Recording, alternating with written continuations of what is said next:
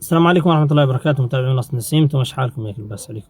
انا لامس نتمشى لكم معي الملفات اللي انعرضت على نواكشوط شمالية في الدورة هذرك يوم 11/2/2026. بين ذيك الملفات ملف متهم فيه واحد بالزنا وانتهاك حرمات الله ونشر صور من سيدة كان يبدو انه هي اللي متهم معها. او تو قالوا القاضي انت خارقة سيدة مارست معها الفاحشة وصورتها ونشرت صورها عارية، اختارك ترد عليه كلمة.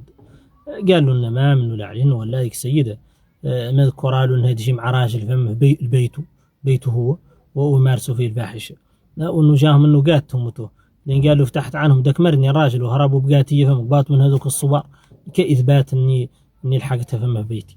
وتو قال له انت الطريقة اللي نحكمت بها مذكرها، قال له نحكمت نتيجة لانك متلفن اللي هي انها تجيك وجاتك معاها الشرطة وحكموا.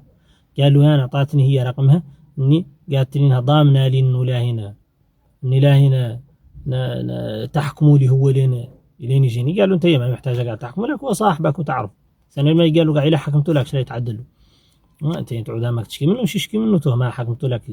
قالوا ما هو سنه ما قالوا مالك الا طيتها باس اللي انت تمشي. قالوا والله الا طيتها باس. قالوا انت الرقم اللي اسمك اللي مسجله لك شنو؟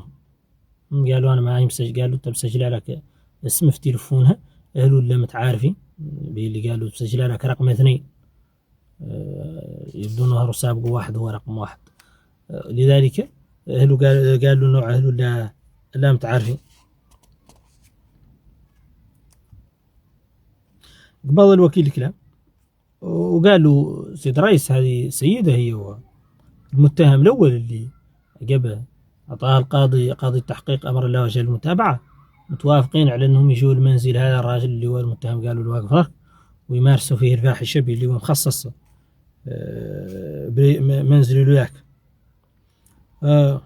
ولين قالوا وفاء وطرهم جا هو اللي هو صاحب المنزل لا يجي دوره وتوف.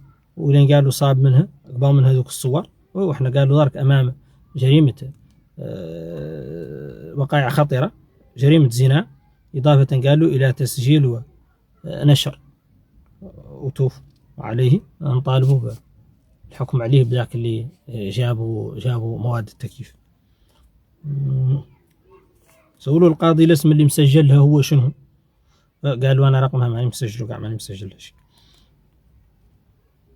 قبل الدفاع عقبال الكلام قالوا سيد رئيس الزنا تهمة خطيرة والشريعة قالت ذاك اللي تثبت به ماني محتاج. قالوا نعلو لكم وضرك هو ما هو معترف ولا فمشي يثبت عليه، لذلك طالبكم انكم تبرؤوا من هذه التهمة. حكمت المحكمة عاد تكييف القضية ما وحكمت عليه بانتهاك حرمات الله وتسجيل الصور واقتنائها بهدف الإضرار، وحكمت عليه يوم اللي بانتهاك حرمات الله وحكمت عليهم بعقوبة 2 واحدة منهم نافذة وواحدة موقوفة وإصدار أمر قبض في حقها هي اللي هي كانت تحاكم غيابيا واللي كان حاضرة لا يمشوا به قاعد شرطة ذاك الوقت شورى السجن.